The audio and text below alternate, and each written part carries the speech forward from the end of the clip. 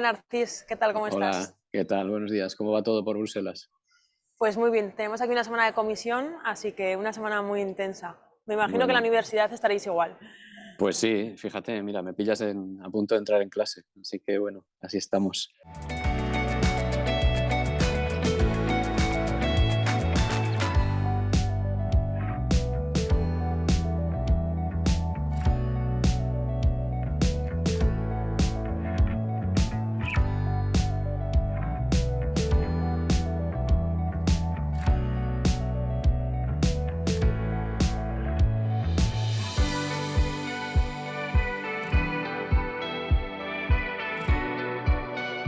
¿Cómo estáis haciendo en Bruselas qué estáis haciendo en Bruselas con este tema de la digitalización, porque sabes que recientemente hemos publicado el informe de Impact de consumidores en España y Ujú. hay algunas cosas que me gustaría comentar contigo.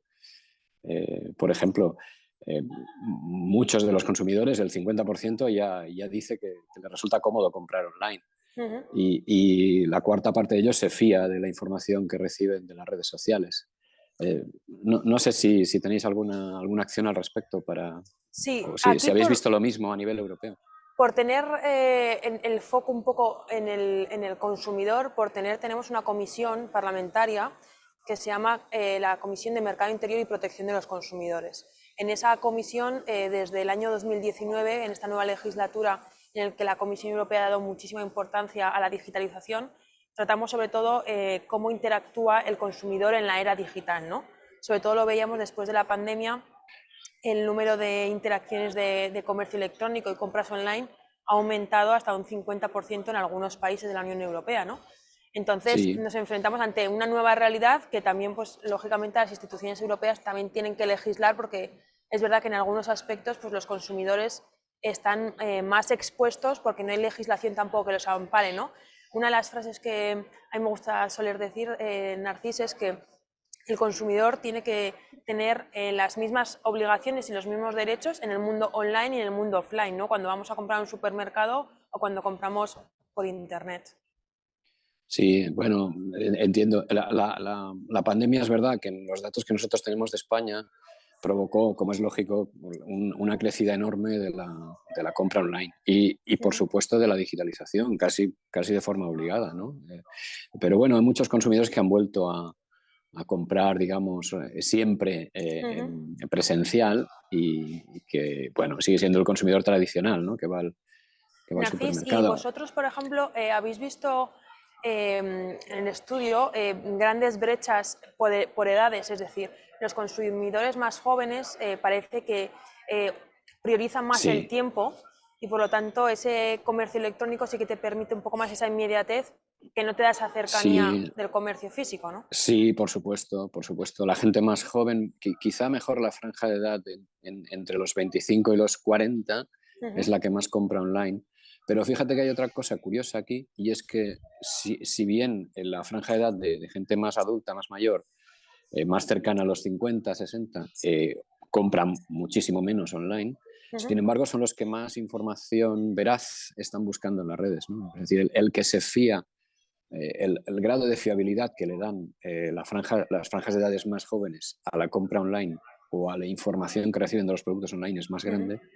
Y en cambio el consumidor más adulto, vamos a decirlo así, compra menos online, pero digamos, verifica muchísimo más la información que está recibiendo en los productos, ¿no? Aquí, por ejemplo, en Narcis, en el Parlamento Europeo, Sí, estamos trabajando en una comisión especial para ver cómo podemos eliminar o intentar abolir, y yo creo que la educación aquí es un factor totalmente sin fundamental, duda. ¿no?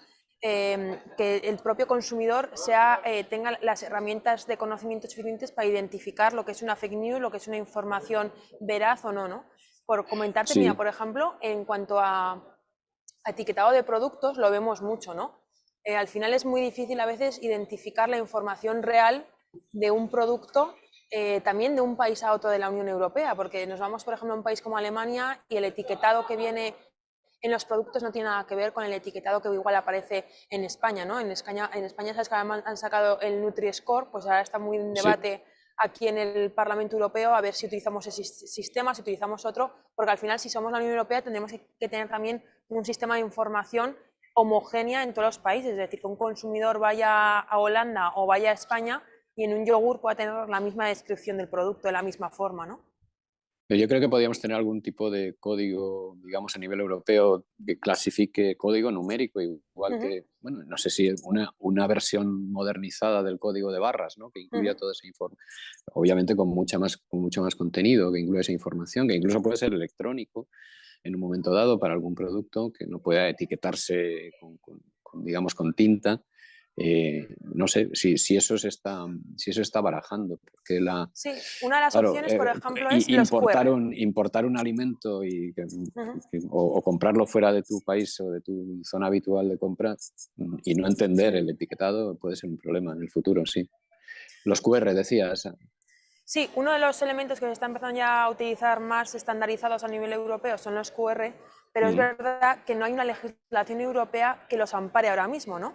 Hay ciertos Claro. países que han legislado a nivel nacional, pero como ha sido un boom también como consecuencia de la pandemia, pues ahora mismo hay un vacío legal en relación a los QR, ¿no? Entonces es otro de los temas que también estamos aquí empezando un poco a legislar.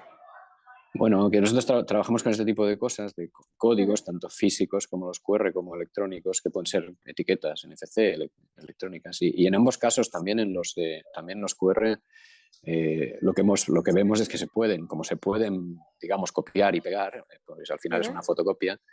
Hemos trabajado ya también en darles una capa de seguridad, ¿no? Digamos, de criptografía para que puedan, digamos, para que el código pueda incluir una seguridad para que lo hagan, digamos, no copiable. Es una verificación contra un servidor, lógicamente. Aquí hay que usar el teléfono para estar verificando que el producto es el que dice ser. Narcis, y tú que estás en el mundo académico, a mí una de las cosas que me preocupa más hoy en día es, al final, el 99% de nuestro tejido productivo en Europa y en España son pymes, ¿no? Son pequeñas, medianas empresas que dan también suministro, pequeñas fábricas conserveras que dan suministros a grandes superficies. ¿Crees que la formación en digitalización de estas pymes está actualizada a las necesidades del mercado? Porque uno de los temas que trabajamos también aquí es cómo podemos dar esas habilidades en digitalización a las pymes europeas, ¿no? La digitalización se confunde con muchas otras cosas, ¿no? El otro día, hablando en un foro con pymes de digitalización, me preguntaban si tenían que instalar la 5G para digitalizarse, ¿no? Digo, no se trata de eso, se trata de cosas mucho más simples a veces, ¿no? De tener, digamos, un acceso seguro a Internet, de tener un servidor de información en el que puedas volcar tus datos, en fin, otras cosas que no necesariamente entienden. Cuando ven la palabra digitalización, a muchas pequeñas empresas les suena, bueno, aquí tengo que instalar un supercomputador y una red 5G para mi empresa. Es necesaria esa formación, sin duda. Sin duda, así que cualquier esfuerzo que podáis hacer desde Bruselas será más que bienvenido.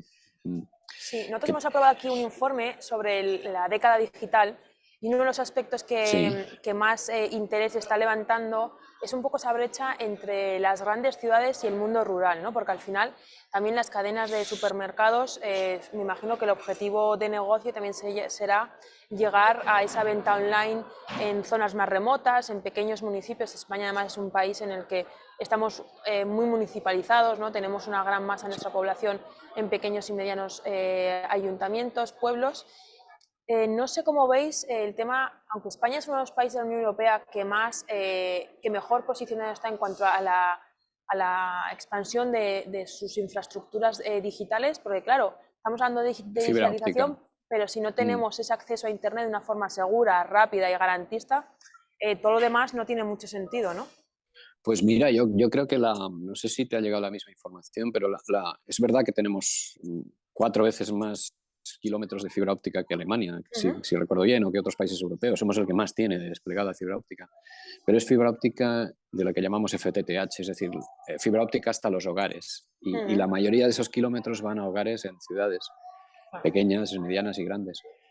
Pero no necesariamente tenemos fibra óptica que llegue a los polígonos industriales, digamos que están lejos que no están en una ciudad, o que lleguen a pueblos o a poblaciones, digamos, menos, en zonas un poco más rurales.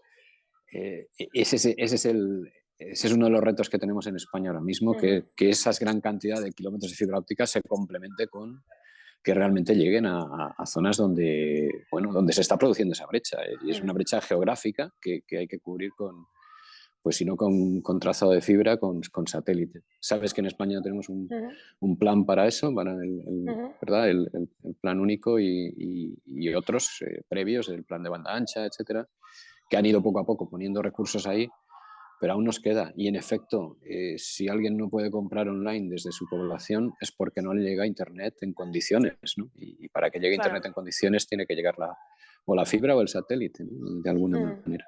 Yo creo que también uno de los retos que tiene el sector, por ejemplo, el agroalimentario, que ha demostrado perfectamente con la pandemia, sabes perfectamente que en la Unión Europea se crearon los corredores verdes para que todos los camiones pudiesen llegar, y el sector agroalimentario demostró, y de distribución, que no hubo en ningún momento una ruptura de stock, ¿no? Por lo tanto, es un sector que estaba preparado para, en una situación de crisis como la que vivimos con la pandemia, dar una respuesta a los ciudadanos. Cierto. ¿No? Yo creo que a nivel de consumidores sí que ha habido posiblemente una mejora en la opinión pública sobre las cadenas de alimentación, sobre el sector primario en general, porque ha sido capaz de responder a la pandemia. Pero el reto que vemos es que muchos pequeños comercios también se quedan un poco atrás de esa digitalización, que yo creo que empresas como por ejemplo Mercadona y demás sí que van un poco de la mano de ayudar a los pequeños proveedores a nivel local, ¿no?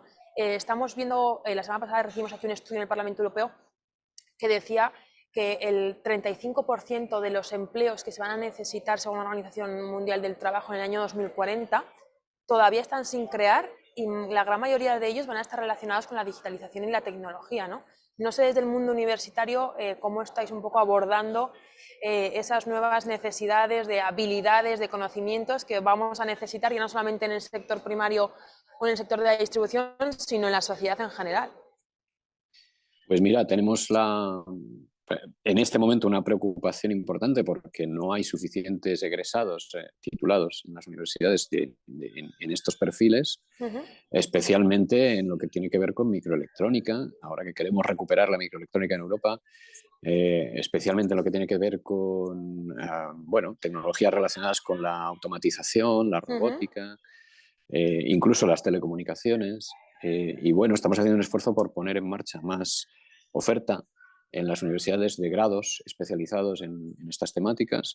Pero claro, poner en marcha hoy un grado significa esperar 4 años a tener los primeros titulados como mínimo, ¿no? Yo sí que veo también posiblemente con los fondos de recuperación y resiliencia, que tienen una de sus patas muy importantes en la transformación digital, como sí que muchas empresas han dado cuenta de que o están en el mundo online a través de pequeños sistemas de apps para vender online, incluso en redes sociales que permiten la compra de productos directos, o incluso las grandes superficies de dar un gran impulso a su parte logística y sus páginas web de compra, ¿no? Sí que antes de la pandemia esto era más impensable, y ahora, como consecuencia de la pandemia, las empresas han puesto, digamos, más las pilas de forma coloquial en la parte de venta online, también porque van viendo que también en su balance general de beneficios cada vez la venta online tiene más peso que la física, ¿no? ¿Eso qué nos deja como reto? Pues que tenemos que dar una seguridad a todos los ciudadanos cuando compran online o cuando se meten en una página web en cuanto a la privacidad, a la seguridad de sus datos, que ese es otro de los grandes debates que nos lleva, ¿no? Porque, Narcís, y por puntualizar un debate muy interesante que creo que también al mundo académico le interesa mucho, es que ahora mismo en la Unión Europea estamos hablando de la humanización de la digitalización. Si nos hemos dado cuenta que la digitalización es tan necesaria en todos los ámbitos de nuestra vida, posiblemente sea un derecho para todos los ciudadanos, ¿no? Entonces, ¿cómo podemos legislar o qué cobertura de derechos digitales podemos dar a la ciudadanía? Claro, sí, sí, sí. Hace tiempo, recuerdo, hace muchos años, un pequeño municipio de Granada, en España, Jun, declaró Internet como derecho universal de todos Sí. sus ciudadanos, ¿no? El alcalde fue muy valiente entonces, yo no recuerdo si era en el año 99 o en el año 2000, muy pronto, ¿no? Muy pronto después de haber aparecido Internet. Eso lo pudo hacer en un municipio pequeño y hizo inversiones para que todos los hogares del municipio tuviesen acceso a Internet y todo el mundo tuviese la formación, porque también hacían eso, ¿no? Entonces sí, es verdad, podríamos establecer esos derechos.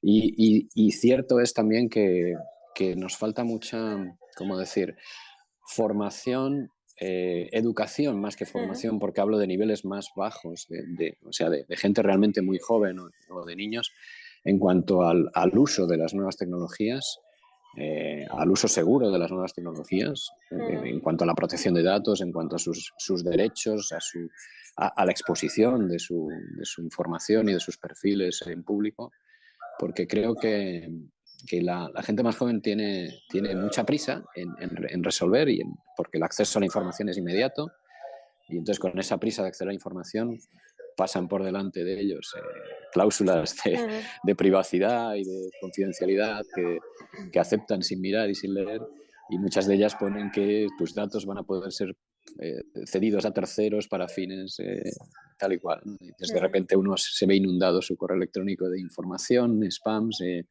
y problemas de toda índole, ¿no? En Internet.